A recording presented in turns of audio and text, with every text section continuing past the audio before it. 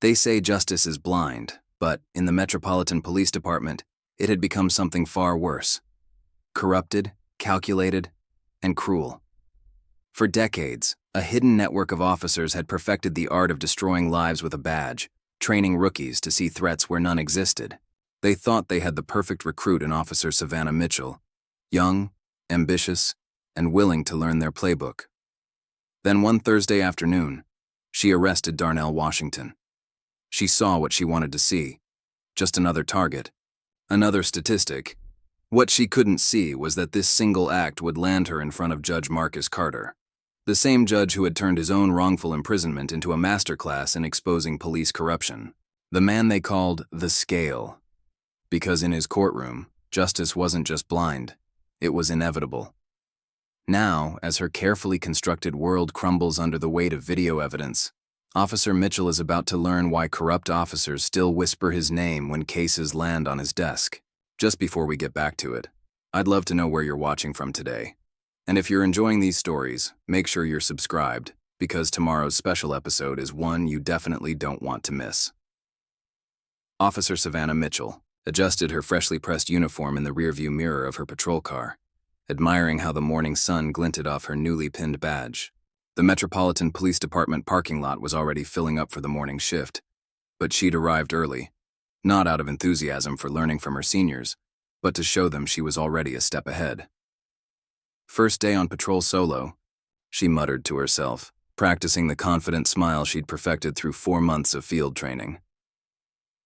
Time to show them what real police work looks like. As she strode through the precinct doors, several veteran officers nodded in greeting. Sergeant Thompson, a weathered man with salt and pepper hair and 23 years on the force, stepped away from the coffee machine to intercept her. "Mitchell," he called out, his tone carrying the weight of experience. "Got a minute before briefing?" Savannah's smile didn't waver, though internally she fought the urge to roll her eyes. "Of course, Sergeant," she replied, her voice honey-sweet but lined with steel. Thompson gestured to a quiet corner of the break room. "Look, I know you're eager to get out there, but remember what we discussed during training. This isn't River Creek anymore. The city's different, more complex.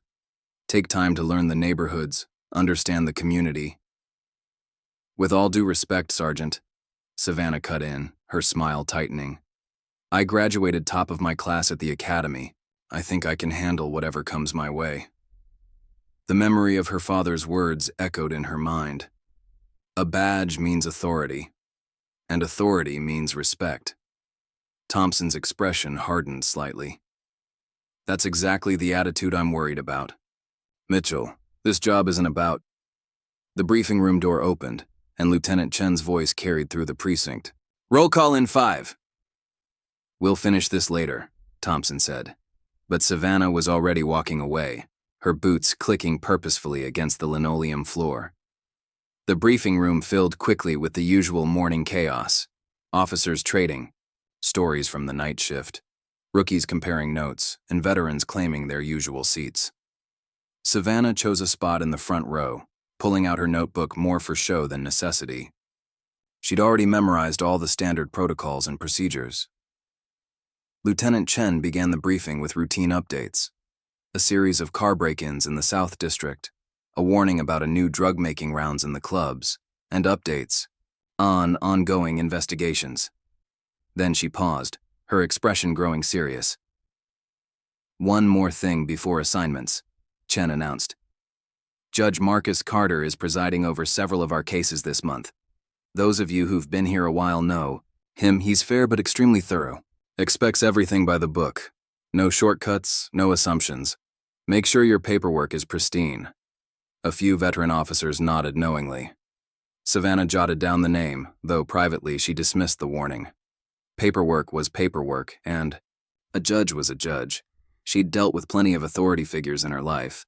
As assignments were handed out, Savannah received her patrol route, a mixed residential and commercial area that some officers considered challenging due to its diverse population and complex community dynamics. To her, it was an opportunity to prove herself. The morning passed quickly as Savannah familiarized herself with her beat. She handled a shoplifting call with what she considered appropriate sternness, wrote 3 traffic tickets, and broke up a heated argument between neighbors, before it could escalate. Each interaction reinforced her belief in her own capabilities. It was early afternoon when the call came in. Possible disturbance at Marshall Street and 4th, the dispatcher's voice crackled through her radio. Male subject reportedly acting suspiciously near the convenience store. Copy that, Savannah responded immediately, already turning her patrol car toward the location. Unit 247 responding. The scene she found seemed deceptively ordinary. A young black man in business casual attire standing near the store entrance, checking his phone.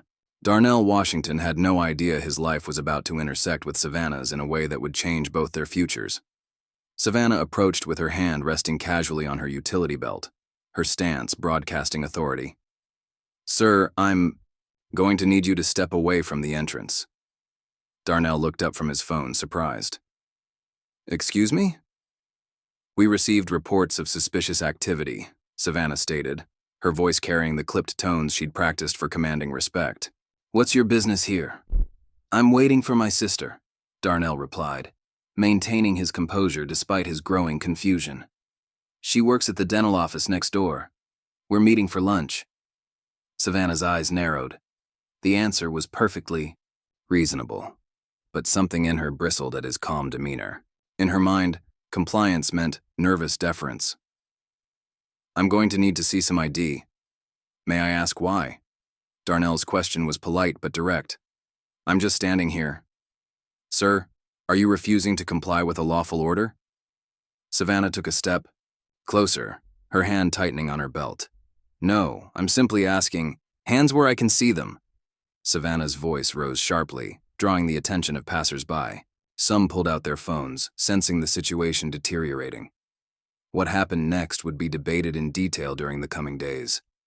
Savannah would claim Darnell made a sudden movement. Video evidence would later show him slowly reaching for his wallet, clearly stating his intentions. But in that moment, Savannah saw what she expected to see, what her preconceptions told her to see. Minutes later, Darnell Washington was in handcuffs, charged with resisting arrest, while bystanders recorded the incident on their phones. His sister emerged from the dental office to find him being placed in the back of a patrol car, her lunch break transformed into a nightmare. Back at the precinct, Savannah filed her report with confident flourishes, crafting a narrative that painted herself as a vigilant officer and Darnell as an uncooperative subject who had escalated a routine interaction. She barely noticed the concerned glances from her colleagues as she described the incident in the break room. "Had to show him how we handle things in the city," she boasted, missing the way Thompson and Chen exchanged worried looks. "Can't let them think they can just ignore an officer's commands." Meanwhile, across town, Darnell's mother, Patricia Washington, sat in the modest office of Marcus Williams, a local defense attorney known for handling civil rights cases. Her hands trembled as she described the phone call she'd received from her daughter. "My son has never been in trouble," Patricia insisted, her voice tight with controlled emotion. "He's an accountant, Mr. Williams. He was just waiting for his sister to go to lunch." Marcus Williams listened intently, his expression growing more concerned as he reviewed the preliminary report and witness statements on his tablet. "The arresting officer is Savannah Mitchell," he noted. "New to the force, it seems." "Does that help us?" Patricia asked hopefully. "It might," Marcus replied carefully, "especially since this case has been assigned to Judge Carter's court." Across the city in his chambers, Judge Marcus Carter was already reviewing the day's cases when Darnell Washington's file came across his desk. The judge's dark eyes moved methodically over the report, his decades of experience allowing him to spot the subtle inconsistencies, the places where the narrative felt too neat, too practiced. He paused on Officer Mitchell's name, noting it was her first solo arrest. Something about the language in her report caught his attention.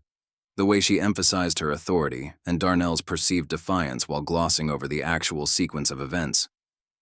"Ms. Carson," he called to his clerk, "please pull Officer Mitchell's training records and any available footage from this incident. I think we need to look at this one carefully." The next morning, as Savannah strutted through the precinct sharing her version of events with anyone who would listen, she remained oblivious to the gathering storm. She dismissed a senior officer's attempted advice about proper escalation procedures and laughed off another's suggestion that she might want to review her body cam footage before the hearing. "Trust me," she said, leaning back in her chair during lunch break. "Once Judge Carter sees how I handled that situation, he'll understand. We can't let people think they can just question our authority whenever they feel like it." "Mitchell," Sergeant Thompson tried one last time. "Judge Carter isn't—" I know. She waved him off. "He's thorough. He's fair. He expects everything. By the book. But at the end of the day, he'll understand that I'm just doing my job, keeping the streets safe." As she spoke those words, Judge Carter was settling into his chambers, preparing for what would become one of the most significant cases of his career. On his desk lay two files, Darnell Washington's spotless record and Officer Savannah Mitchell's incident report. Between them sat a USB drive containing multiple angles of video footage that told a very different story than the one Savannah had written. The judge thought back to his own youth, to moments when authority had been wielded as a weapon rather than a responsibility. He pulled out his legal pad and began making notes, preparing for a hearing that would test not just one rookie officer's arrogance, but the very foundations of justice and accountability in his courtroom. The stage was set. In 48 hours, Officer Savannah Mitchell would stand in Judge Carter's courtroom, armed with nothing but her misplaced confidence and a fabricated narrative. She had no way of knowing that her first solo arrest would become a turning point, not just in her career, but in the ongoing national conversation about power, prejudice, and the true meaning of justice. As the sun set over the city, three people prepared for the coming storm in very different ways. Darnell Washington sat in his mother's living room, surrounded by family, trying to maintain his faith in a system that had already failed him once. Judge Carter worked late into the night, carefully reviewing precedents and procedures, knowing that what was coming would require all of his experience and wisdom. And Savannah Mitchell went home to her apartment, polishing her badge and rehearsing her testimony, completely unaware that her world was about to change forever. The hearing was set for Monday morning, 9 a.m. sharp, in Judge Marcus Carter's courtroom. Justice was about to wear a face that Officer Savannah Mitchell never expected to see. Monday morning arrived with a weight of expectation hanging in the air. The courthouse steps were already busy with the usual morning crowd when Officer Savannah Mitchell climbed them two at a time, her boots clicking against the worn marble. She'd spent extra time on her appearance, uniform pressed to military precision, badge polished to a mirror shine, blonde hair pulled back in a regulation bun without a single strand out of place. Several of her colleagues from the precinct were already gathered in the hallway outside courtroom 4B. Sergeant Thompson stood apart from the group, his expression grim as he watched Savannah approach. "Mitchell," he called out quietly. "A word?" Savannah checked her watch, still 20 minutes before the hearing. "Sure, Sarge, but make it quick. I want to review my notes one more time." Thompson led her to a quiet alcove. "Last chance to amend your report, if there's anything you want." "To clarify, seriously?" Savannah cut him off with a laugh that echoed too loudly in the marble hallway. "I appreciate the concern, but my report is perfect. Everything happened exactly as I wrote it." "Even with the video evidence?" "Videos don't show everything," Savannah replied, her tone dismissive. "Judge Carter will understand that we have to make split-second decisions in the field. Besides, I heard he's tough but fair." Thompson's weathered face tightened. "You're not listening." The heavy courtroom doors opened and a bailiff emerged. "All parties in Washington versus the city. Judge Carter's court is now in session." Savannah straightened her shoulders and flashed Thompson a confident smile. "Watch and learn, Sarge." Inside, the courtroom was filling quickly. Darnell Washington sat at the defense table with his attorney, Marcus Williams. His family occupied the first row behind him, his mother Patricia, sister Michelle, and several other relatives. They were dressed formally, their faces composed, but tense. Savannah strode to the prosecution's table where the city's attorney, James Morton, waited. He was reviewing a thick file, his forehead creased with concern. "Officer Mitchell," he murmured as she sat down. "I need to know if there's anything in these videos that might contradict your report. Anything at all." "Mr. Morton," Savannah replied, her voice carrying a hint of condescension. "I assure you, all rise." The bailiff's voice cut through the murmured conversations. "The Honorable Judge Marcus Carter presiding." Judge Carter entered with measured steps, his black robe flowing around him. He was tall, with close-cropped gray hair and dark skin that showed its age in distinguished lines around his eyes and mouth. Those eyes, sharp and observant, swept across the courtroom as he took his seat. "Be seated," he said, his voice deep and clear. "We're here today regarding the matter of Washington versus the city, concerning an arrest made by Officer Savannah Mitchell on Thursday afternoon. Mr. Williams, you may proceed with your motion." Marcus Williams stood, straightening his tie. "Your Honor, we move to dismiss all charges against Mr. Washington and request an immediate investigation into Officer Mitchell's conduct during this arrest. We have video evidence from multiple sources showing that my client was fully compliant, and that Officer Mitchell escalated the situation without cause." "Objection!" Savannah blurted out, half rising from her chair. Judge Carter's gaze fixed on her. "Officer Mitchell in my courtroom. Objections come from the attorneys, not the witnesses." "Mr. Morton?" The city attorney placed a restraining hand on Savannah's arm. "No objection, Your Honor. However, we maintain that the videos don't show the complete context of the interaction." "We'll examine that context thoroughly," Judge Carter replied. "Mr. Williams, present your evidence." Williams nodded to his assistant, who dimmed the lights. A large screen descended from the ceiling, and the first video began to play. It was from a bystander's phone, showing Darnell standing quietly by the store entrance, checking his phone. Savannah's approach was visible, her body language aggressive from the start. "As you can see, Your Honor," Williams narrated, "Mr. Washington was simply waiting for his sister, causing no disturbance, when Officer Mitchell approached him without probable cause." "That's not—" Savannah started to interrupt again. "Officer Mitchell," Judge Carter's voice carried a note of warning, "interrupt these proceedings one more time without being addressed, and I will hold you in contempt. Is that clear?" Savannah's face flushed. "Yes, Your Honor," she managed, though her jaw remained tight. The video continued, showing the escalation exactly as it had happened. Darnell's calm questions, Savannah's increasingly aggressive responses, the moment when she claimed. He made a threatening movement. "Now," Williams said, "let's compare this to Officer Mitchell's body cam footage." The second video started, and Savannah felt her confidence waver for the first time. The angle was different, but the story it told was the same. Worse, her own. Voice sounded different than she remembered. Harder, more confrontational. "Note the timestamp, Your Honor," Williams continued.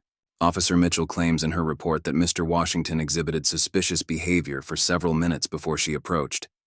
The video shows she initiated contact within seconds of arriving." Morton shifted uncomfortably beside Savannah. "Your Honor, while the timing may be slightly off, we maintain that Officer Mitchell had reasonable suspicion based on the call she received." "About that call," Williams interjected. "We've subpoenaed the dispatch records. The complaint came from a payphone, and when investigators tried to follow up, they found no one in the area who had actually witnessed any suspicious behavior. We believe Officer Mitchell either fabricated the call or responded to a deliberately false report without proper verification." Savannah's face grew hot. She hadn't expected them to trace the call. The truth was, she'd seen Darnell from her patrol car and decided he looked out of place. The dispatch call in her report was an afterthought, a detail added to justify her actions. Judge Carter leaned forward. "Mr. Morton, does the city wish to respond to this allegation?" Morton tugged at his collar. "We need time to verify the dispatch records, Your Honor." "Very well." Judge Carter made a note on his pad. "Mr. Williams, continue." The morning proceeded like a slow-motion nightmare for Savannah. Williams methodically dismantled her report, pointing out discrepancies between her written statement and the video evidence. More witnesses came forward. The store owner who testified that Darnell was a regular customer, Michelle Washington's supervisor confirming their lunch plans, even a passing jogger who'd recorded part of the interaction on her phone. During a brief recess, Morton pulled Savannah aside. "This is bad," he whispered. "You told me you had probable cause. You told me the videos would support your story." "They're just twisting things," Savannah insisted, but her voice lacked its earlier confidence. "That's what defense attorneys do, right?" Morton stared at her for a long moment.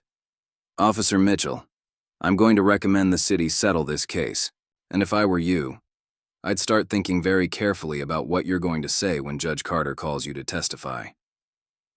"I'm not lying," Savannah snapped, but the words tasted bitter in her mouth. When court resumed, Judge Carter called Darnell to the stand. Savannah watched as he testified, her perception of him shifting uncomfortably. In her report, she'd painted him as aggressive, non-compliant. But the man on the stand was articulate and composed, his account of events matching perfectly with the video evidence. "Mr. Washington," Williams asked, "had you had any previous interactions with law enforcement?" "No, sir," Darnell replied. "I've never been arrested or even received a traffic ticket. I'm an accountant. I was just waiting for my sister like I do every Thursday." "And how has this incident affected you?" Darnell's composure cracked slightly. I used to believe that if you did everything right, followed the rules, respected authority, you'd be okay. Now, I'm nervous every time I see a patrol car. I had to explain to my nieces why their uncle was in handcuffs. How do you explain something like that to children?" From her seat, Savannah heard Patricia Washington stifle a sob. For the first time since the arrest, doubt crept into her mind. She glanced at Judge Carter and found him watching her, his expression unreadable. "Officer Mitchell," Judge Carter's voice cut through her thoughts. "Please take the stand." As Savannah walked to the witness box, she tried to recapture her earlier confidence. She'd practiced her testimony, prepared her answers, but under the harsh fluorescent lights, with Judge Carter's penetrating gaze fixed on her, those practiced words felt hollow. "Officer Mitchell," Williams began his cross-examination, "please explain why you felt Mr. Washington's behavior was suspicious enough to warrant investigation." Savannah swallowed hard. "The call stated." "The call we've established came from an empty payphone," Williams interrupted. "Let's focus on what you actually observed." "He was standing near the store entrance," Savannah said, her voice smaller than usual. "It's a high-crime area." "Objection," Williams cut in. "The crime statistics for that neighborhood show it's one of the safest in the city. Would you like me to enter those statistics into evidence?" "Sustained," Judge Carter said. "Officer Mitchell, please stick to your direct observations." The questioning continued, each of Savannah's answers sounding weaker than the last. Williams methodically exposed every inconsistency, every assumption, every moment where her prejudices had colored her actions. "One final question," Williams said. "In your report, you claimed Mr. Washington made a sudden threatening movement. Yet, in none of the videos, not the bystander footage, not your body cam, not the store security camera, does any such movement appear. How do you explain this discrepancy?" Savannah felt sweat beading on her forehead. The courtroom was silent, waiting for her answer. She looked at Darnell, at his family, at Judge Carter. The weight of truth pressed down on her. I thought he was going to..." She trailed off, unable to finish the lie. "You thought?"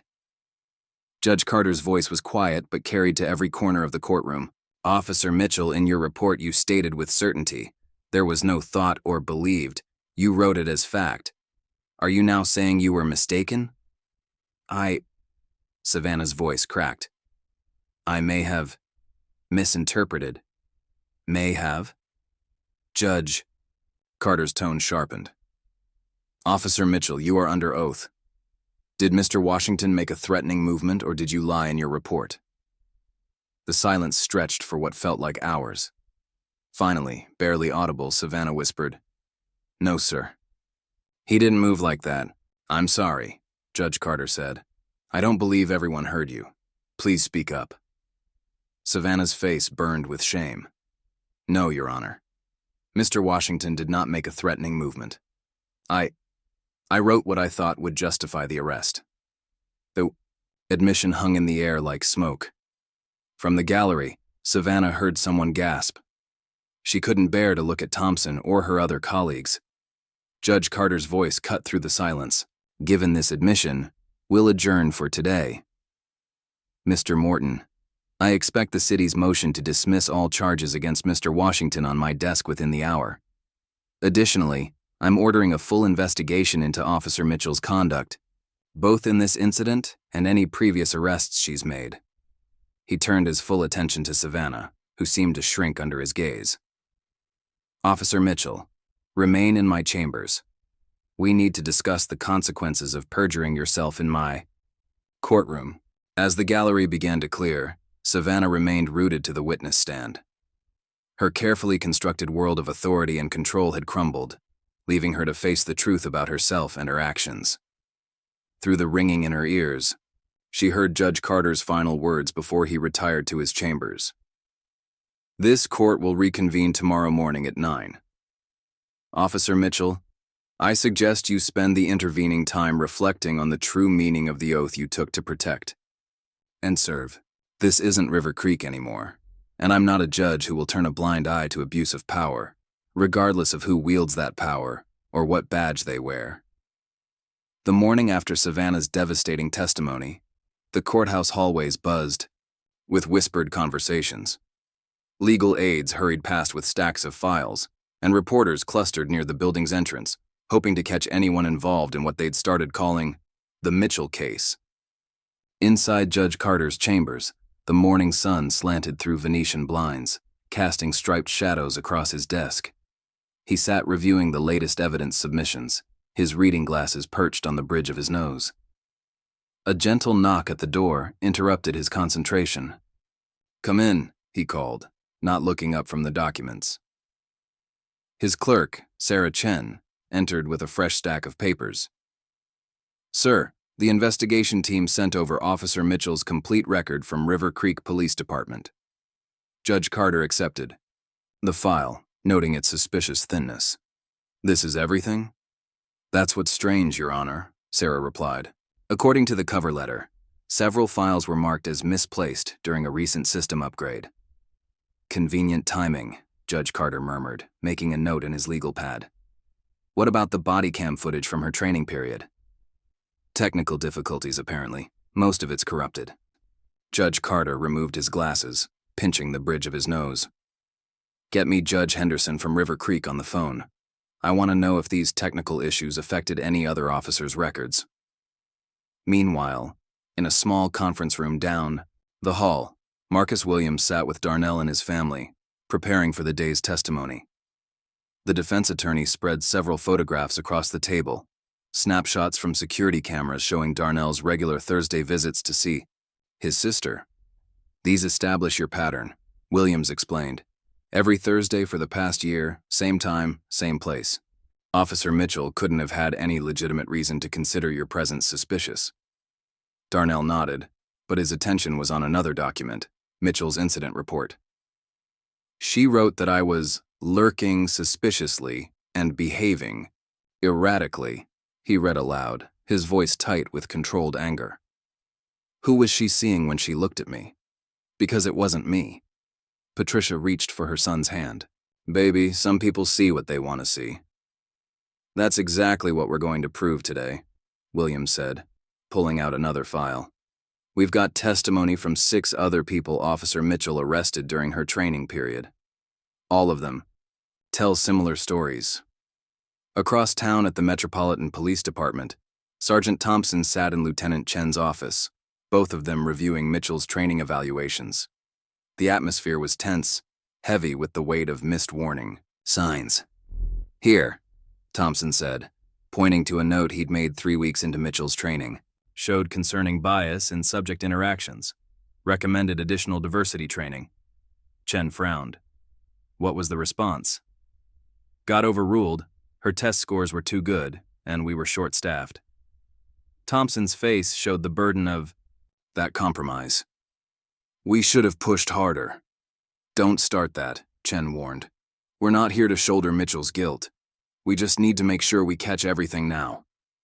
Back in the courtroom, people filed in slowly, the morning's tension palpable. Savannah sat at the prosecution table, her uniform still pristine, but her posture markedly different from the previous day. Gone was the swagger, replaced by a rigid stillness that spoke of sleepless nights and uncomfortable revelations. Judge Carter entered, and the bailiff called the court to order. Be seated, the judge said, his voice carrying its usual measured authority. Mr. Williams, you may call your next witness. The defense calls Officer Peter Rodriguez. Savannah's head snapped up as her former training partner walked to the witness stand. Rodriguez avoided her gaze as he was sworn in. Officer Rodriguez, Williams began. You worked with Officer Mitchell during her field training, correct? Yes, sir, for approximately 6 weeks. During that time, did you observe any concerning behavior in her interactions with civilians? Rodriguez shifted uncomfortably. I noted several instances where Officer Mitchell seemed to approach situations with preconceived notions. Could you be more specific? There was one case. Rodriguez glanced at Savannah before continuing. We responded to a noise complaint in the Garden District. Before we even got out of the car, Mitchell had decided it was probably gang-related because of the neighborhood demographics. Turned out to be a kid's birthday party. Williams nodded. Did you report these concerns? I included them in my training evaluations? Yes. And what happened? The evaluations were modified before final submission. I was told we needed to focus on her technical proficiency, not subjective concerns. The questioning continued, painting a picture of systematic oversight and ignored warning signs.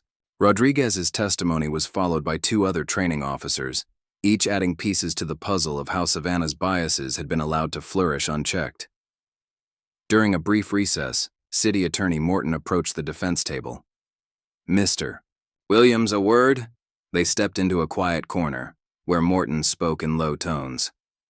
The city is prepared to offer a settlement, full dismissal of charges, written apology, compensation for Mr. Washington, and immediate termination of Officer Mitchell's employment. Williams' expression remained neutral. And the broader investigation Judge Carter ordered?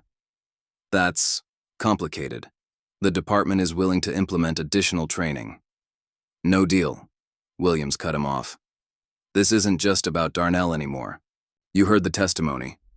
How many other lives has she affected? How many reports has she falsified? The system that enabled her needs to be exposed.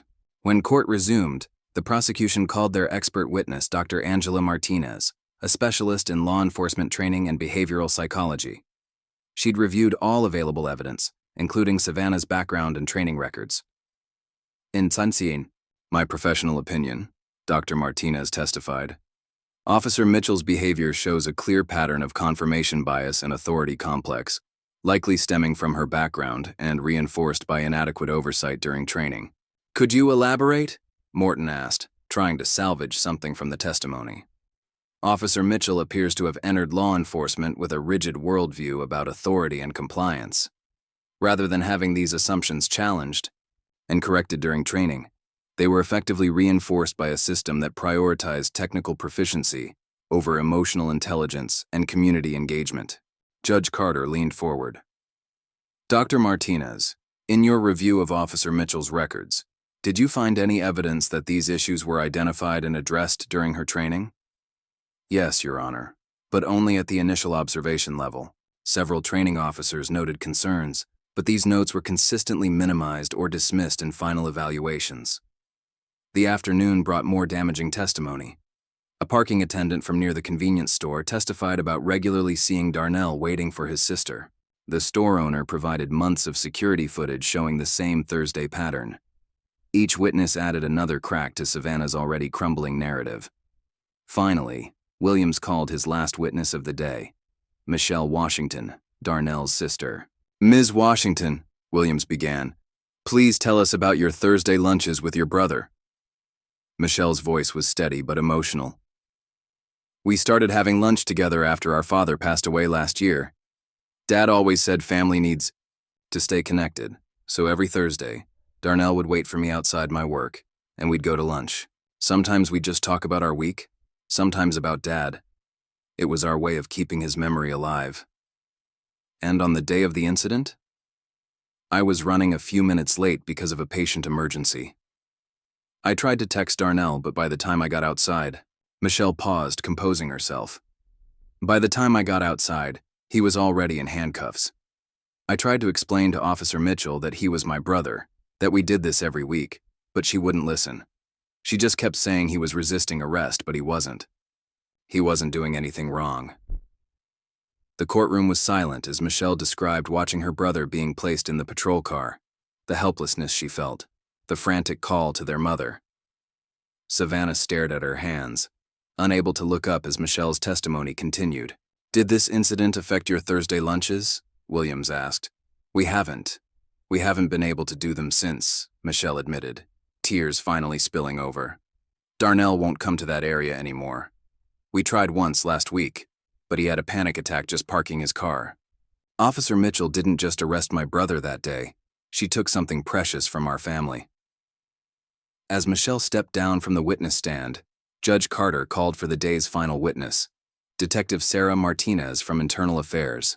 "Detective," Judge Carter addressed her directly, "what has your investigation revealed about Officer Mitchell's prior arrests?" "Your Honor, we've identified 13 arrests during her training period that show patterns similar to Mr. Washington's case. In each instance, the initial cause for contact was questionable, and the situation escalated primarily due to Officer Mitchell's approach and attitude." "And the body cam footage from these incidents?" "Most of it is unavailable, sir, either not properly uploaded or corrupted in the system. However, we've located civilian recordings of 3 incidents that directly contradict Officer Mitchell's written reports." Judge Carter's expression darkened. "And who was responsible for maintaining these records?" "That's where it gets complicated, Your Honor. The chain of custody shows multiple handlers, unclear protocols, and a pattern of technical glitches that seem to affect certain officers' footage more than others. The implications of systemic issues hung heavy in the air." Judge Carter made several notes before addressing the courtroom. "We'll adjourn for today. Tomorrow morning, I want to hear from the department's records supervisor and IT manager. Detective Martinez, please ensure they have full documentation ready regarding these technical issues and chain of custody protocols." As people began filing out, Savannah remained seated, the weight of the day's revelations visible in her posture. Her confident facade had crumbled entirely, replaced by a growing understanding of the damage she'd caused. Judge Carter watched her for a moment before speaking. "Officer Mitchell," she looked up, startled. "I expect you back here tomorrow morning. There are still questions you need to answer." "Yes, Your Honor," she whispered. In the gathering dusk outside the courthouse, 3 conversations took place simultaneously. In his chambers, Judge Carter spoke quietly with his clerk about subpoenaing records from River Creek. In the parking lot, Darnell hugged his sister, both of them finally allowing themselves to hope for justice. And in a dimly lit stairwell, Sergeant Thompson found Savannah sitting alone, her head in her hands. "Mitchell," he said softly. She looked up, her eyes red. I never meant." "I know," Thompson replied, sitting beside her. "But meaning to hurt people and hurting them anyway. Sometimes that's worse. Because it means you didn't even think enough about them to consider how your actions would affect their lives." The truth of his words settled over her like a heavy blanket. In the growing darkness, Officer Savannah Mitchell began to understand that the real measure of authority wasn't in how much power you could wield, but in how carefully you wielded it. Dawn broke over the city courthouse, painting the stone facade in shades of amber. Inside his chambers, Judge Marcus Carter sat reviewing a stack of newly acquired documents, his morning coffee growing cold beside him. Each page seemed to add another layer to what had started as a simple case of police misconduct. Knock at his door preceded Sarah Chen's entrance. "Your Honor, the files you requested from River Creek arrived overnight." Carter accepted the thick manila envelope, noting the expedited delivery stamp. Judge Henderson came through. Yes, sir. She also included a personal note. Sarah handed over a sealed letter. Carter read it quickly, his expression darkening. She says there's been pressure to restrict access to certain records. Interesting timing. He placed the letter in his desk drawer. What about the IT manager's report? Mr. Phillips is waiting outside with Detective Martinez. They've found something you need to see. The judge nodded. Send them in. James Phillips, the department's IT manager, entered alongside Detective Martinez. Phillips was a nervous man in his 50s, clutching a laptop to his chest like a shield. Detective Martinez's calm presence seemed to steady him as they took their seats. Mr. Phillips, Carter began. I understand you've discovered some irregularities in the department's digital records. Phillips glanced at Martinez before speaking. Yes, Your Honor. After your order to investigate the missing footage, I did a deep dive into our storage systems. The corrupted files weren't random glitches. Explain. Phillips opened his laptop, turning it to show a complex series of logs. Someone accessed these files using administrative credentials. The corruption wasn't a malfunction. It was deliberate. They used a program designed to corrupt specific video segments while leaving the metadata intact. Can you determine who accessed the files? That's where it gets complicated. Phillips scrolled through the logs. The credentials belong to Captain Robert Drake, but the access patterns don't match his normal usage. Someone else was using his login. Carter's eyes narrowed. And where is Captain Drake now? On administrative leave, Martinez answered. Has been for 3 months, officially for stress-related health issues. Convenient, Carter murmured. Mr. Phillips, how far back do these corrupted files go? At least 18 months, Your Honor, and it's not just Officer Mitchell's footage. We've identified similar patterns with several other officers, all of whom had multiple civilian complaints filed against them. The implications hung heavy in the air. Carter made several notes before looking up. Detective Martinez, I want a full list of every officer whose footage was affected. Mr. Phillips, prepare a detailed report on the technical aspects of this tampering. We'll need both for today's hearing. As they left, Sarah Chen returned with another update. Sir, there's a reporter from the City Times asking for comment. The story about evidence tampering has leaked. Carter sighed. Tell them no comment until after today's proceedings. And Sarah, make sure we have extra security in the courtroom. Across town, in a modest diner far from the courthouse, Sergeant Thompson sat across from Lieutenant Chen, both nursing cups of coffee that had long gone cold. How deep do you think this goes? Chen asked quietly. Thompson glanced around the nearly empty diner. Remember last year when Internal Affairs tried to implement that new body camera review protocol? Chen nodded. It got shut down. Budget concerns, they said. Budget had nothing to do with it. They were afraid of what they'd find. Thompson pulled out his phone, showing Chen a series of emails. I've been keeping records, Lisa. Every time I reported concerns about an officer, every complaint that got buried, every technical issue with the footage. Why didn't you come forward sooner? And report it to whom? The same people who were burying the evidence? Thompson's voice carried years of frustration. But now, with Judge Carter involved, Chen studied her old friend's face. You're going to testify. Someone has to. Mitchell isn't the disease. She's a symptom. Back at the courthouse, the morning session began with an unusual tension in the air. The gallery was packed, with several journalists among the spectators. Savannah sat at the prosecution table, looking smaller than ever in her uniform. Judge, Carter entered, his expression grave. Before we proceed, I want to address some new developments in this case. Mr. Williams, Mr. Morton, approach the bench. As the attorneys came forward, Carter spoke in low tones. Gentlemen, given the evidence of systematic tampering with police records, I'm expanding the scope of this hearing. Mr. Morton, I understand this puts the city in a difficult position. Morton tugged at his collar. Your Honor, my instructions, from the City Council, need to be reassessed in light of this new evidence. Carter cut him off. "I'm giving you 1 hour to consult with your superiors. This is no longer just about Officer Mitchell." When the attorneys returned to their tables, Carter addressed the courtroom. "Detective Martinez, please take the stand." Martinez was sworn in, her professional demeanor a stark contrast to the nervous energy filling the room.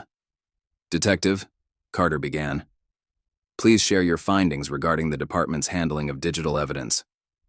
Martinez outlined the technical details Phillips had discovered, explaining how the selective corruption of footage had created blind spots in oversight.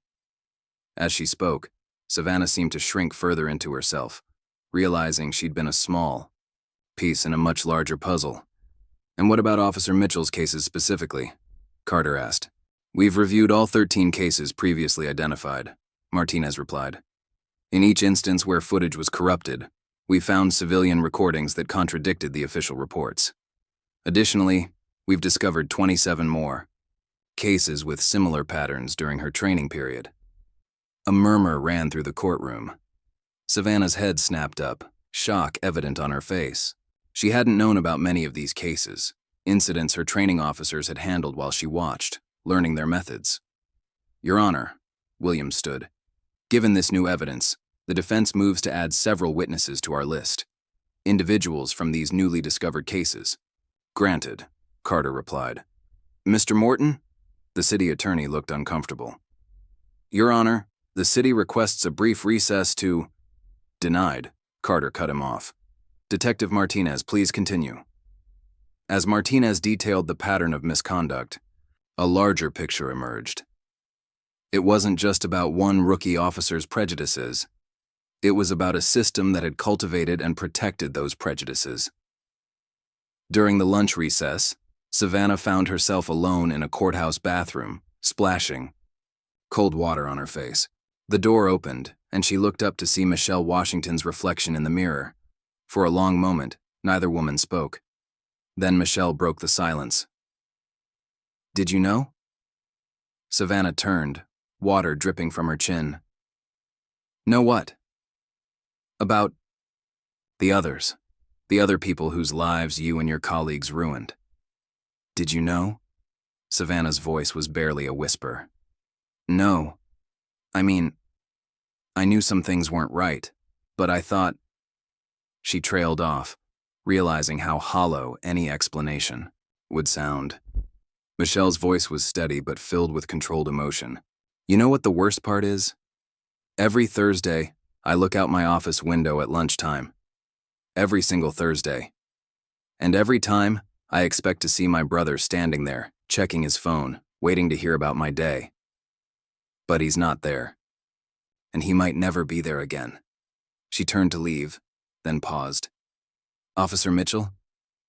Whatever happens in that courtroom, I hope you remember that moment, when you decided my brother didn't deserve to be treated like a human being, because we'll never forget it." When court resumed, Sergeant Thompson took the stand. His testimony laid bare years of ignored warnings and buried complaints. It wasn't just Officer Mitchell, he explained. The department had an unofficial policy. Certain officers were protected. Their body cam footage would conveniently malfunction. Civilian complaints would get lost in the system, and anyone who raised concerns was quietly pressured to back off. "And why are you coming forward now?" Williams asked. Thompson's eyes found Savannah's. "Because sometimes you have to decide what kind of cop you want to be, one who upholds the law or one who hides behind it." As the afternoon wore on, more witnesses came forward. A parade of civilians shared stories eerily similar to Darnell's. Routine encounters that escalated because of officer prejudice, reports that misrepresented events, complaints that disappeared into the bureaucratic void. Judge Carter listened to each testimony, occasionally glancing at Savannah, watching as the weight of revelation settled on her shoulders. She'd entered his courtroom believing she was defending her authority. Now she was witnessing the collapse of everything she'd been taught to believe about that authority. Late in the afternoon, an unexpected witness appeared. Captain Robert Drake himself, accompanied by his attorney. "Captain Drake," Carter addressed him. "I understand you've reached an agreement with the district attorney's office." "Yes, Your Honor." Drake's voice was tired but resolute.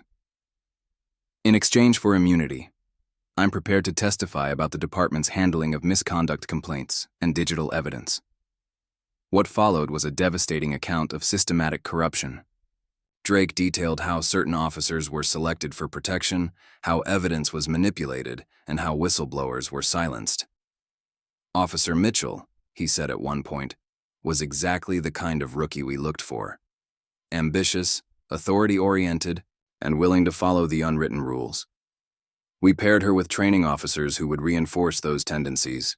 And the missing records from River Creek? Carter prompted. We had contacts there. When we learned about this hearing, we reached out, asked them to minimize certain aspects of her record. As Drake's testimony continued, Savannah felt the last pieces of her worldview crumbling. Every certainty she'd held about her role, her authority, her place in the system, all of it was built on a foundation of corruption and prejudice. Judge Carter called for a brief recess before the day's final witness. In the hallway, Darnell Washington stood with his family, listening to their attorney explain the broadening implications of the case. This isn't just about your arrest anymore, Williams told them. Judge Carter's going to use this case to force a complete overhaul of the department's oversight systems. And Officer Mitchell? Patricia Washington asked.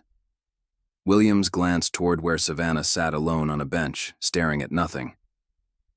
She's a small piece of a bigger problem. But sometimes it takes a small piece to bring down the whole structure. When court resumed, Judge Carter addressed the packed gallery. Given today's revelations, this hearing will be expanded into a full investigation of departmental practices. Mr. Morton, I understand the City Council has requested time to prepare a formal response. Yes, Your Honor.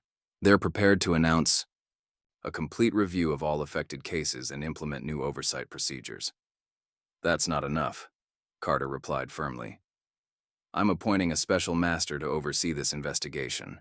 Every case involving corrupted evidence will be reviewed. Every officer named in Captain Drake's testimony will be investigated, and every victim of this systemic abuse will have their day in court.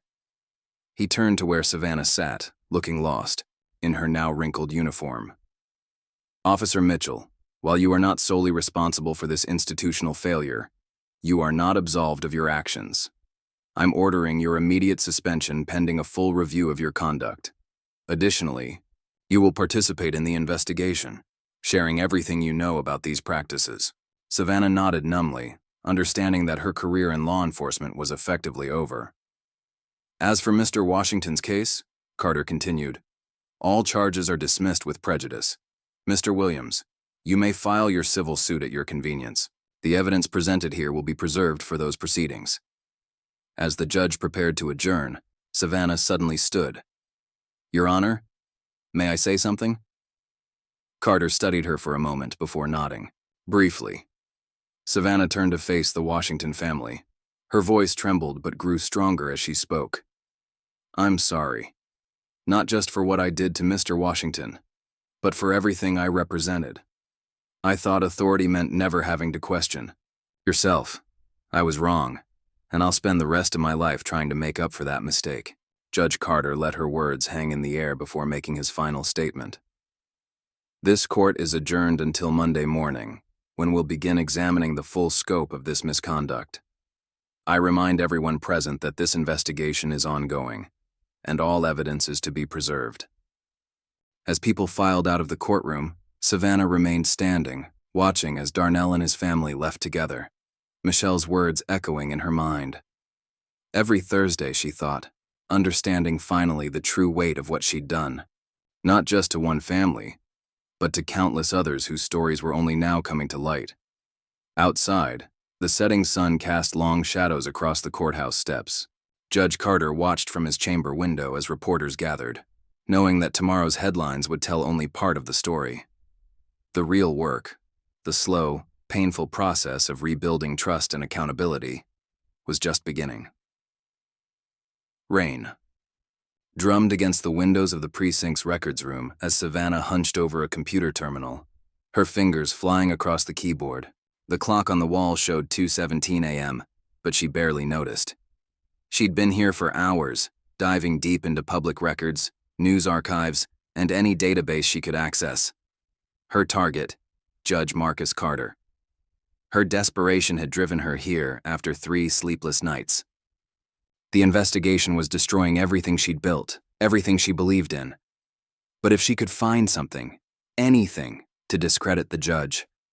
A news article from 35 years ago caught her attention. The headline made her pause. Local teen cleared after 3 months in detention. The grainy photograph showed a much younger Marcus Carter being embraced by his parents outside a courthouse. Savannah leaned closer, reading intently. According to the article, 17-year-old Marcus Carter had been wrongfully arrested for a convenience store robbery. Despite multiple witnesses placing him at a school event during the crime, he'd spent 3 months in juvenile detention before being cleared. Her phone buzzed. A text from Kevin Nash, a journalist she'd contacted earlier. Got your message. Meet me at Riverside Diner in 20. Savannah glanced at the time, then back at the article. On my way, she typed back. The diner was nearly empty when she arrived, the fluorescent lights harsh against the rain-streaked windows. Nash sat in a corner booth, laptop open, coffee cooling beside him. He was younger than she expected, probably fresh out of journalism school, hungry for his first big story. Officer Mitchell, he greeted her, eyes bright with anticipation. You said you had something on Judge Carter. Savannah slid into the booth, pushing a thumb drive across the table. His juvenile record was sealed, but I found newspaper coverage. Did you know he was arrested as a teenager? Nash's fingers hovered over his laptop keys. That's public record. What makes it newsworthy?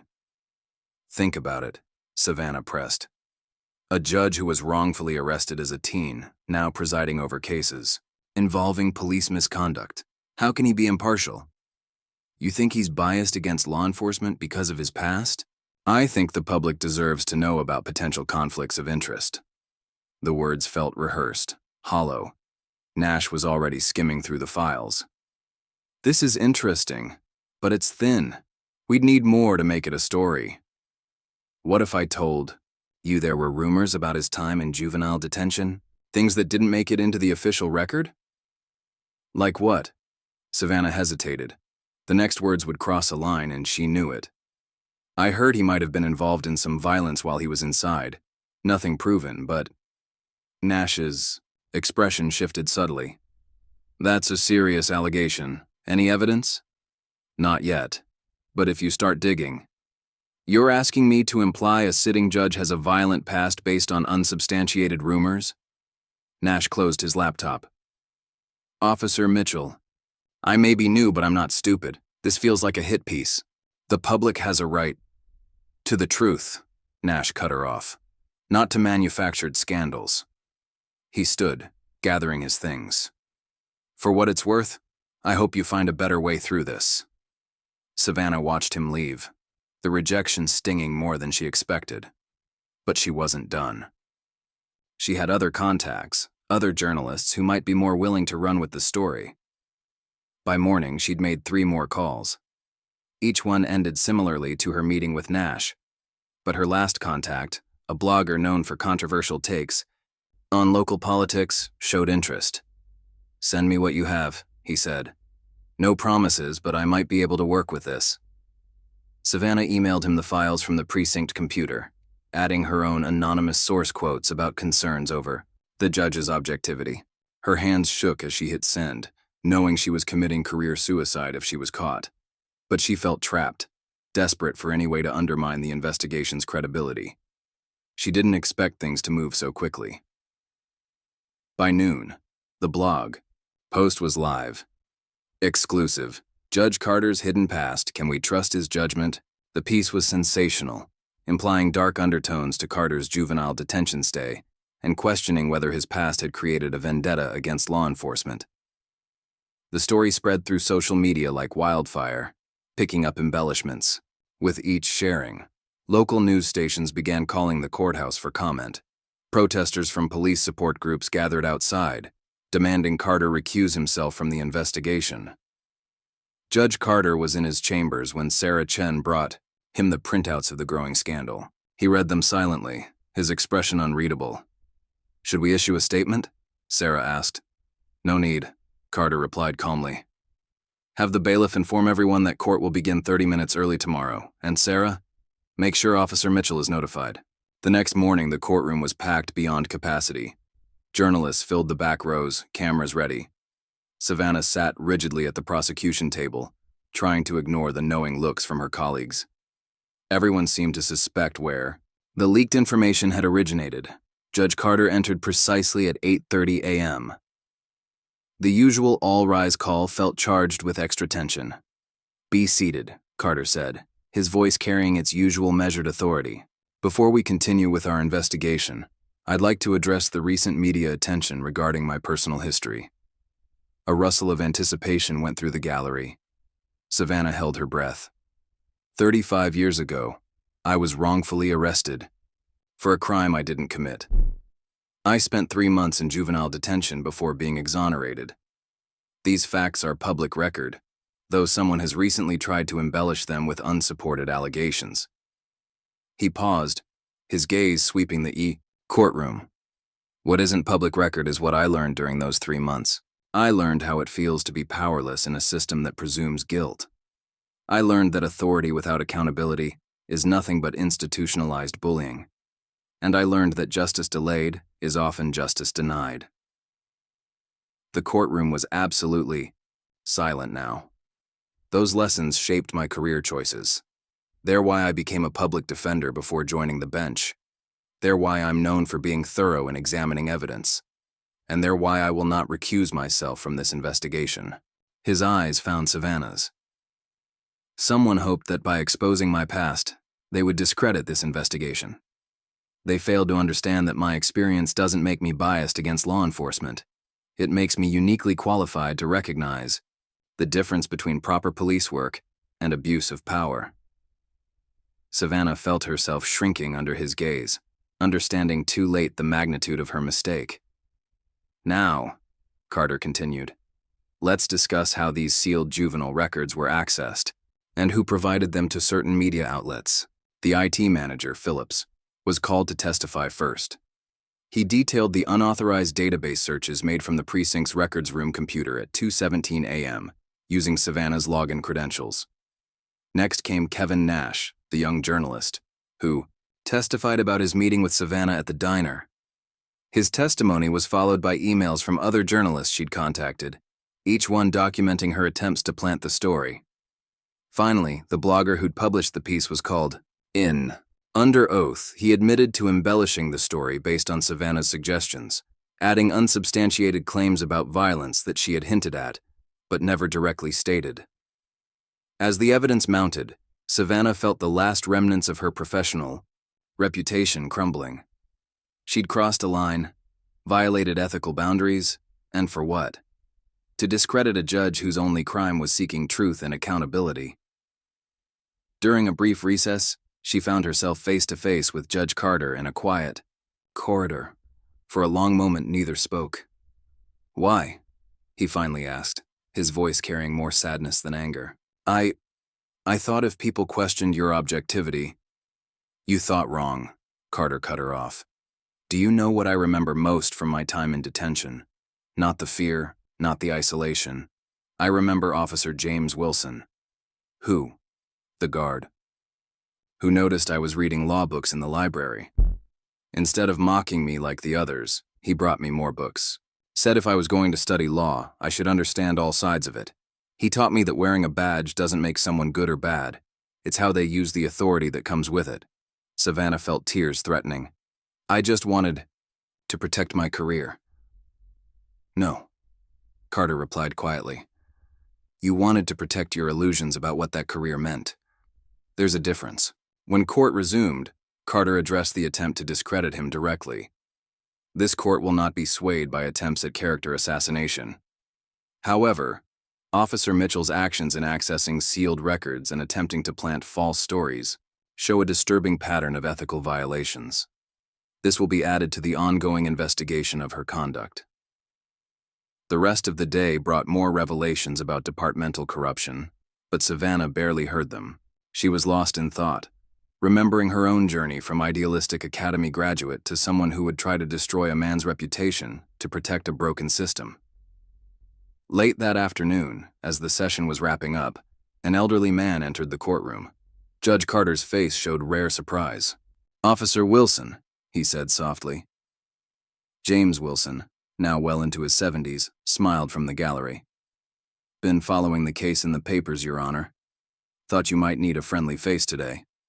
Carter's composure cracked slightly. "The court will recess for 15 minutes. In his chambers, Carter and Wilson shared a brief but emotional reunion. Savannah, watching through the doorway, finally understood what real authority looked like. It wasn't about power or control. It was about impact, about the ripples one person's actions could create across decades. When proceedings resumed, Wilson stayed in the gallery, a living reminder of how single acts of kindness or cruelty could shape lives forever. Judge Carter ended the day with a statement that would be quoted in news articles for weeks to come. 35. Years ago, I was a teenager in detention, convinced the system was irredeemably corrupt. One person showed me that within any system, no matter how flawed, there are people working for positive change. Today, we're not just investigating misconduct, we're creating an opportunity for positive change. How we use that opportunity will define us far more than any mistakes in our past. The words hit Savannah like a physical blow. She thought about Darnell Washington, about all the others whose lives she'd impacted. She'd tried to destroy a good man's reputation to protect her own, only to discover that his past made him not weaker, but stronger, more qualified to judge her actions and their consequences. As people filed out of the courtroom, Wilson stopped beside her. "You know," he said quietly, 35 years ago, I saw another young person letting fear and pride drive them to make bad choices. Want to know what I told him?" Savannah looked up, surprised. "What?"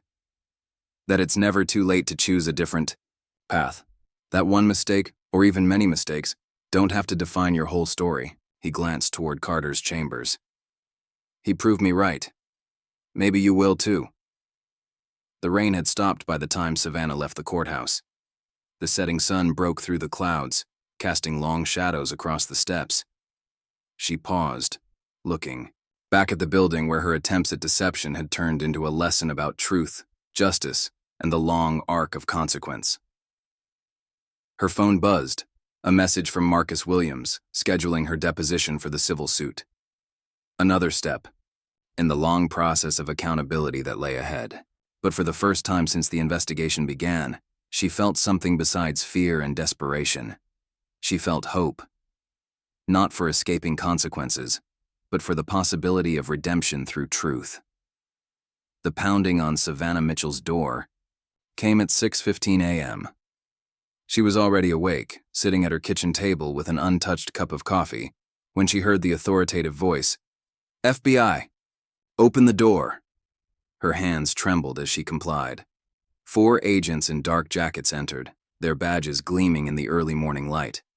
The lead agent, a woman with steel-gray hair and sharp eyes, presented the warrant. "Officer Savannah Mitchell, you're under arrest for tampering with evidence, obstruction of justice, and conspiracy to violate civil rights under color of law." As they led her out in handcuffs, Savannah noticed her neighbors watching from behind curtained windows. Her cruiser sat in the driveway. She wouldn't be driving it again. Across town, similar scenes played out at other addresses. Captain Drake, despite his immunity deal, was taken into custody for additional charges uncovered during the investigation. 3 training officers were arrested. Even the IT manager, Phillips, was brought in after evidence suggested he'd been more involved in the cover-up than he'd admitted. In his chambers, Judge Carter reviewed the federal arrest warrants. U.S. Attorney Rebecca Chen, no relation to his clerk, sat across from him, explaining the scope of the federal investigation. "The evidence tampering wasn't isolated to your jurisdiction," she explained. "We've found similar patterns in departments across 3 states. Your case broke it open." Carter studied the files. "The River Creek connection?" "Exactly, officer. Mitchell's former department was the key. Once we started pulling those threads, Chen spread out a diagram showing links between multiple police departments. It's a network. They share techniques, technology, even personnel. How long has this been under investigation? 8 months. We were building our case slowly until your investigation forced their hand. The blog post attempting to discredit you? That spooked some of our targets. They started making mistakes. A knock interrupted them. Sarah Chen entered, with urgent news. Your Honor, federal agents just raided the precinct. They're seizing all the computer equipment and files. Carter nodded. Make sure today's hearing is moved to the federal courthouse, and contact Mr. Williams, his civil me. Case just got much bigger. At the FBI field office, Savannah sat in an interrogation room, still trying to process the morning's events. The door opened, and the lead agent, she'd introduced herself as Special Agent Monica Torres, entered with a thick file. Let's talk about River Creek, Torres said, taking a seat. Specifically about what happened there before you transferred. Savannah's throat went dry. I don't know what you mean. Torres opened the file, removing a photograph. It showed a younger Savannah with several River Creek officers, including a man Torres identified as Lieutenant James Cooper. Cooper's been running this network for years, Torres explained, identifying officers with the right mindset, training them in evidence manipulation, report fabrication, selective enforcement, then placing them in departments across the region. I never, Savannah started. Never what? Never knew about the network, or never thought you'd get caught. Torres laid out more photographs. We have everything, Officer Mitchell. The training sessions disguised as poker nights, the software used to corrupt video evidence, the database of preferred candidates for recruitment. Savannah stared at the evidence of a conspiracy she'd been part of without fully understanding its scope. I thought it was just about protecting officers who were doing their job. Is that what you told yourself? Torres's voice was surprisingly gentle. That arresting people without cause, falsifying evidence, violating civil rights? That was just doing your job? In another interrogation room, Phillips was breaking down. They approached me right after I was hired, he confessed. Said if I wanted to keep my job, I needed to be a team player. It started small, just occasional video files that needed to disappear. Then they wanted me to install their software. Captain Drake, despite his earlier immunity deal, found himself facing new federal charges. His attorney sat grim-faced as U.S. Attorney Chen outlined the evidence linking him to the larger conspiracy. Your immunity covered departmental misconduct, Chen explained. It doesn't extend to federal crimes. We have emails, financial records, travel documents, all showing your role in expanding this network. The federal courthouse buzzed with activity as local media caught wind of the raids. Judge Carter's expanded investigation had transformed into something much larger. In the main courtroom, now packed with federal prosecutors, defense attorneys, and journalists, the full scope of the conspiracy began to emerge. U.S. Attorney Chen addressed the court. What began as an investigation into one officer's misconduct has exposed a systematic effort to subvert justice across multiple jurisdictions. This network identified and recruited officers who showed a willingness to abuse their authority. They provided tools and training for evidence manipulation, created cover stories for civil rights violations, and actively worked to discredit anyone who threatened to expose their activities. Darnell Washington and his family sat in the gallery, watching as their personal injury case transformed into a landmark civil rights prosecution.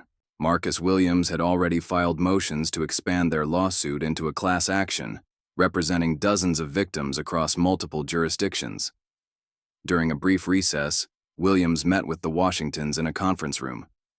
This changes everything, he explained.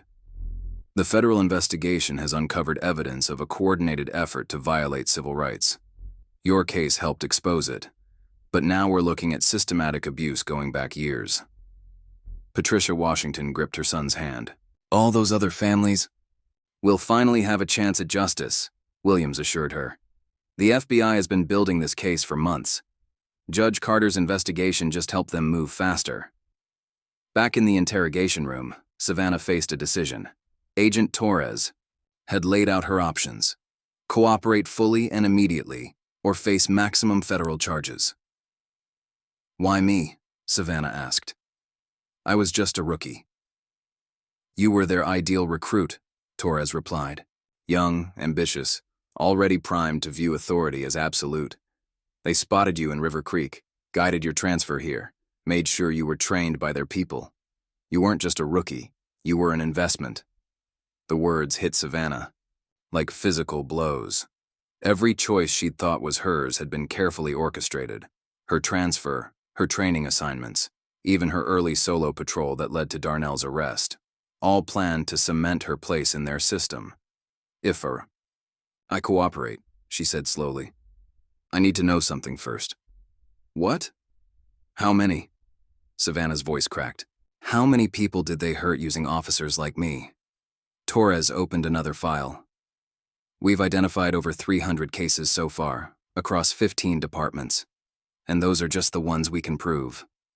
Savannah thought about Darnell Washington, multiplied his experience by 300. The weight of it seemed to crush the air from her lungs. "I'll tell you everything," she whispered. By late afternoon, Judge Carter's courtroom had been transformed into a command center for the federal investigation. U.S. Attorney Chen presented the preliminary findings. "The network operated like a pyramid scheme for civil rights violations," she explained. "Senior officers identified recruits who showed promising signs: excessive force complaints, racial profiling patterns, resistance to oversight. These recruits were mentored, trained in evidence manipulation, and eventually placed in positions to recruit others." Judge Carter listened intently as Chen detailed how the conspiracy spread. "They created a shadow training program. Official records showed proper procedure, while select officers were taught how to falsify reports, manipulate body camera footage, and handle civilian complaints. They even had a scoring system. Officers earned points for successful arrests that wouldn't hold up under proper scrutiny." The afternoon brought a parade of cooperating witnesses. Phillips provided technical details about the software used to corrupt video evidence. Training officers described how they identified potential recruits. Even Captain Drake, facing federal charges despite his earlier deal, began sharing information about the network's hierarchy. But it was Savannah's testimony that captured everyone's attention. She described her recruitment in River Creek, the subtle way they tested her boundaries, the gradual normalization of misconduct. "They never called it corruption," she explained, her voice steady despite her obvious distress.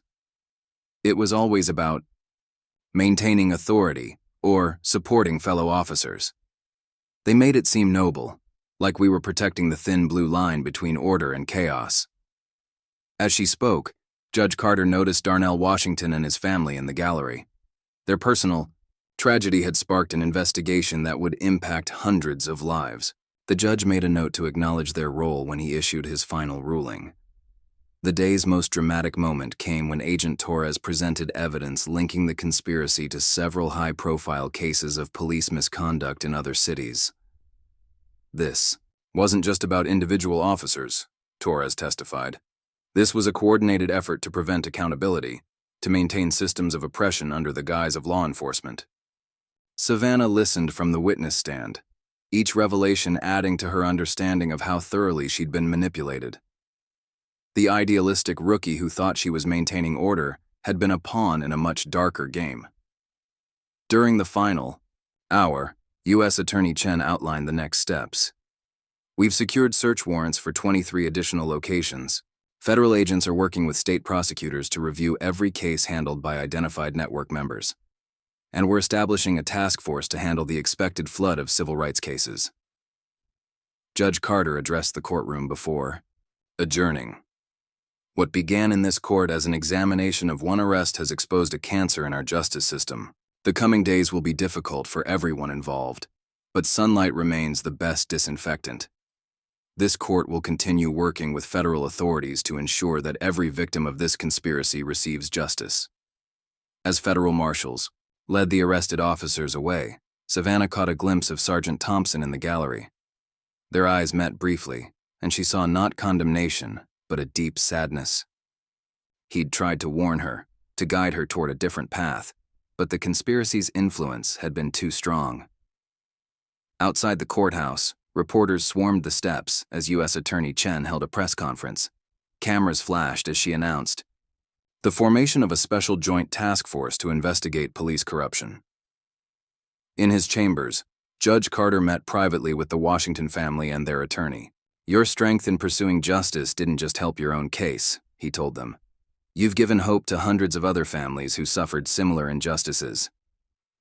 Darnell, who had remained quiet throughout much of the day's proceedings, finally spoke. "What happens next?" "Justice," Carter replied simply. "Slow but certain. Every case will be reviewed, every victim will be heard, and those responsible will face consequences for their actions." As evening fell, Savannah was returned to federal custody. In her holding cell, she thought about the road ahead. Cooperation would mean testifying against former colleagues, exposing more corruption, facing the consequences of her actions. But for the first time since her arrest, she felt something close to peace. Agent Torres visited her one last time before transfer. "Why did you agree to cooperate?" Torres asked. "You could have tried to bargain for a better deal," Savannah thought. About Michelle Washington's words in the courthouse bathroom, about Judge Carter's story of redemption, about the 300 lives impacted by the conspiracy. "Because sometimes," she said quietly, "the only way to make things right is to tell the whole truth, no matter what it costs you." As her cell door closed, Savannah Mitchell, former officer, conspiracy member, and now key witness, began the long process of making amends. The system that had shaped her into a tool of oppression was crumbling, and in its ruins lay the possibility of real justice. The next morning's headlines would tell part of the story. Federal investigation uncovers multi-state police corruption network. But the real story, of justice delayed but not denied, of truth emerging from darkness, of redemption through accountability, was still being written, one testimony at a time. The federal courthouse's high-security courtroom buzzed with tension as Savannah Mitchell took the witness stand. 6 weeks had passed since the FBI raids, and she'd spent every day preparing for this moment, the start of federal prosecution against the police corruption network. U.S. Attorney Rebecca Chen approached the podium. "Ms. Mitchell, please tell the court about your first meeting with Lieutenant Cooper at River Creek." Savannah's voice was steady, her police uniform replaced by a simple gray suit. "It was after my third shift. He invited me to what he called a mentorship meeting at his house. There were other officers there, all carefully selected. What happened at these meetings? They started subtle, discussions about maintaining authority, protecting fellow officers. Then they introduced what they called practical techniques for handling difficult situations." "Could you be more specific?" Savannah took a deep breath. "They taught us how to write reports that would justify any action we took, how to describe a civilian's behavior to make them appear threatening, which words to use, which details to emphasize." In the gallery, Sergeant Thompson watched his former rookie outline the conspiracy's methodology. Each revelation highlighted how thoroughly they'd corrupted the basic principles of law enforcement. "These weren't just informal suggestions," Savannah continued. "They had actual training materials, templates for reports, lists of approved phrases, even sample scenarios we would practice." Chen displayed a document on the courtroom screens. "Is this one of those templates?" "Yes. See how it's structured? The civilian is always described as aggressive or non-compliant first. Then our actions are presented as responses to their behavior, never the other way around." Throughout the morning, Savannah detailed the network's operations. She described how Cooper and others identified potential recruits, how they tested loyalty through increasingly questionable assignments, how they created a parallel training system that twisted proper procedures into tools of oppression.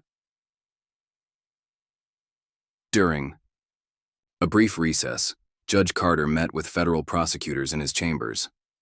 Agent Torres spread out new evidence on his desk, "We've linked the network to similar operations in 12 states," she reported.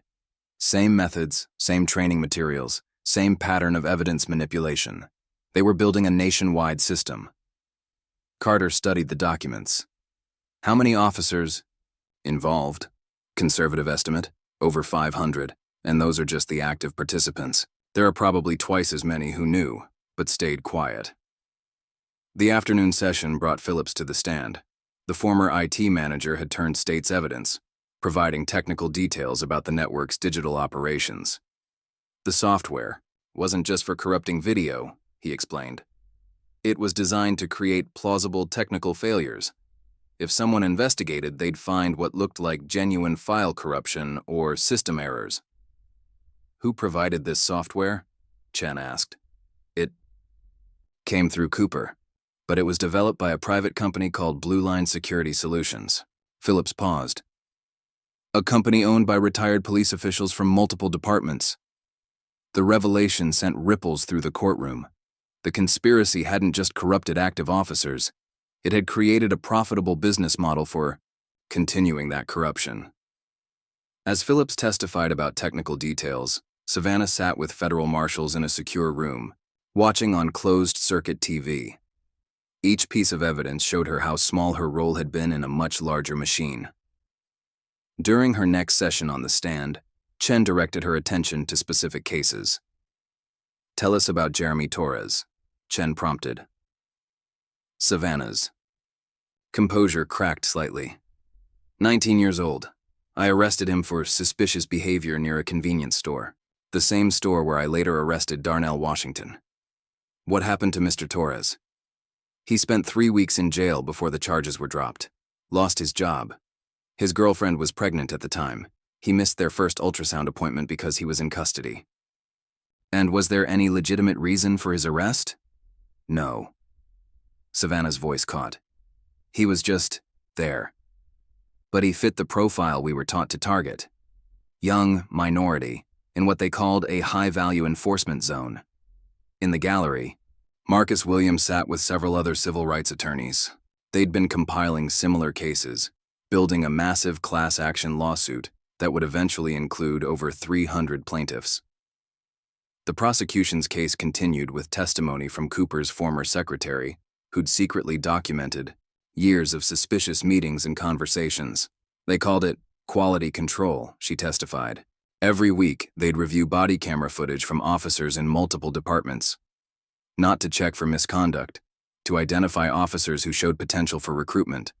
They looked for specific behaviors, attitudes toward civilians, willingness to escalate situations. The evidence mounted. Financial records showing payments to Blue Line Security Solutions, training schedules disguised as routine departmental meetings, performance evaluations that rewarded aggressive enforcement while ignoring civilian complaints. During cross-examination, defense attorneys tried to paint Savannah as an opportunist, turning on her colleagues to save herself. But her testimony remained consistent, her remorse genuine. "Yes, I'm testifying in exchange for consideration in sentencing," she acknowledged. "But that's not why I'm here. I'm here because people were hurt, hundreds of people, and staying silent would make me complicit in every future abuse this system enables." As the day's session ended, Judge Carter made an unexpected announcement. "Tomorrow, this court will hear from those most affected by these actions. The prosecution will present testimony from citizens whose lives were impacted by the network's operations." The next morning, Jeremy Torres was the first to take the stand. Now 21, with a toddler daughter, he described how his wrongful arrest had derailed his life. "I lost my job at the warehouse," he testified. 3 weeks in jail, no communication with my employer. By the time I got out, they'd replaced me. My girlfriend's family wanted her to leave me. They thought there must have been a reason for my arrest. Even after the charges were dropped, people looked at me differently. One by one, victims shared their stories. A nurse who lost her license after a falsified drug arrest, a college student whose scholarship was revoked, a small business owner whose reputation was damaged by manufactured charges of disorderly conduct. Savannah forced herself to watch each testimony, to hear every detail of how the system she'd served had destroyed lives. During a break, she encountered Jeremy Torres in a courthouse hallway, accompanied by federal marshals. He studied her for a long moment. "You really didn't see us as people, did you?" "No," she admitted quietly. "We were taught to see threats, statistics, quotas. Never individuals with lives and families and dreams. And now? Now I see too clearly, and I'll spend the rest of my life trying to make it right." The prosecution's case concluded with testimony from civil rights experts who outlined the broader social impact of targeted enforcement and systemic bias. They presented data showing how the network's operations had disproportionately affected minority communities, creating cycles of distrust and fear. In his closing argument, U.S. Attorney Chen addressed the bigger picture. This case isn't just about corrupt officers or manipulated evidence. It's about the deliberate perversion of justice itself. The defendants didn't just break the law, they systematically undermined the very principles of equal protection and due process. The jury's deliberations lasted 3 days. When they returned, the verdicts were unanimous. Guilty on all counts for Cooper and the other conspiracy leaders. The judge scheduled sentencing for the following month. For Savannah, the hardest moment came after the verdicts, when she met with Marcus Williams and his clients to formally apologize. "I know words aren't enough," she told them. "But I want you to know that every day for the rest of my life, I'll work to repair the damage I helped cause." Williams nodded. "That work begins now. The civil case needs your testimony about specific incidents, policies, and patterns of behavior. It won't be easy." "I understand." Savannah squared her shoulders. "Whatever you need." The civil proceedings brought a different kind of reckoning. Where the criminal trial had focused on the conspiracy's leaders, the civil case exposed the daily impact of their policies. Savannah testified for weeks, detailing how seemingly routine police actions had been weaponized against innocent civilians. During a break in the civil proceedings, she met with her therapist, Dr. Sarah Reynolds, a counselor specializing in law enforcement trauma. "How are you handling the testimony?" Reynolds asked. Savannah stared out the office window. "Every day, I learn about another life I helped destroy, another family traumatized, another community's trust shattered. And how are you processing that?" "I'm not sure I should be allowed to process it," Savannah admitted. "Maybe carrying this weight is part of making amends." "Punishment and redemption aren't the same thing," Reynolds reminded her. "You can acknowledge your guilt while still working toward healing, both for yourself and those you harmed." The civil case concluded with a landmark settlement. The departments involved agreed to massive reforms, including independent oversight, mandatory bias training, and a civilian review board with real authority. The class action plaintiffs received substantial compensation, though everyone acknowledged that money couldn't fully repair the damage done. Judge Carter presided over the final settlement hearing. His closing remarks would be quoted in law schools for years to come. "Today we've seen justice done in terms of legal remedy, but true justice requires more than verdicts and settlements. It requires a fundamental change in how we view authority, accountability, and human dignity. The officers involved in this conspiracy didn't start their careers intending to become corrupt. They were gradually led down that path by a system that prioritized power over service, control over protection. As we implement these reforms, we must remember that the badge is not a shield from accountability, but a symbol of public trust." In the aftermath, Savannah began working with police reform advocates, sharing her experiences to help identify and prevent similar corruption. She spoke at academy training sessions, her story serving as a powerful warning about the seductive nature of unchecked authority. 1 year after the initial investigation, she was invited to speak at a community reconciliation forum. The audience included many of her former victims, including Darnell Washington and his family. "I won't ask for forgiveness," she told them. "What I did, what we all did, caused harm that can never be fully undone. Instead, I ask for the opportunity to help prevent others from suffering the same injustice. Every day, I work with departments and training programs to recognize and stop the patterns that enabled our abuse of power." Michelle Washington, who still couldn't bring herself to wait outside her office, asked the hardest question. How do we know this won't happen again? Because now we know what to look for, Savannah replied. The subtle ways authority can be corrupted. The small compromises that lead to bigger ones. The importance of true accountability. But most importantly, because people like your brother had the courage to stand up and demand justice, no matter the cost. Darnell, who had finally resumed his Thursday lunches with Michelle, at a different location, added his perspective. The system didn't fail just because of corrupt officers. It failed because good people stayed silent. Change happens when we refuse to accept injustice as normal. The forum ended with the announcement of a new civilian oversight committee, led by community members and reform advocates. Sergeant Thompson, who had retired from the force to focus on police reform, served as a technical advisor. As the anniversary of Judge Carter's initial ruling approached, the changes were evident. Body camera footage was automatically uploaded to secure, independent servers. Civilian complaints were investigated by an outside agency. Training programs emphasized de-escalation and community engagement. But the most significant change was invisible, a shift in how authority was viewed and exercised. Officers learned to see their power not as a right, but as a responsibility. Communities began to cautiously rebuild trust with law enforcement.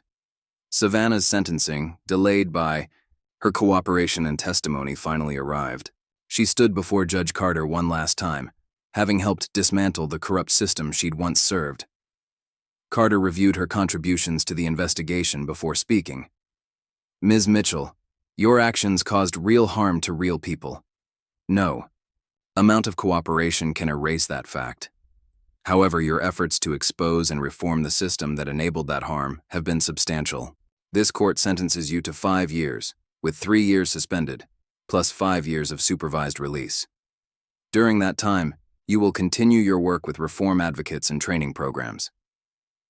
As she was led away to begin her sentence, Savannah caught a glimpse of Officer James Wilson in the gallery, the man who had once shown Judge Carter a different path. He nodded slightly, acknowledging that even in the darkness of corruption, there was always a chance for light to break through.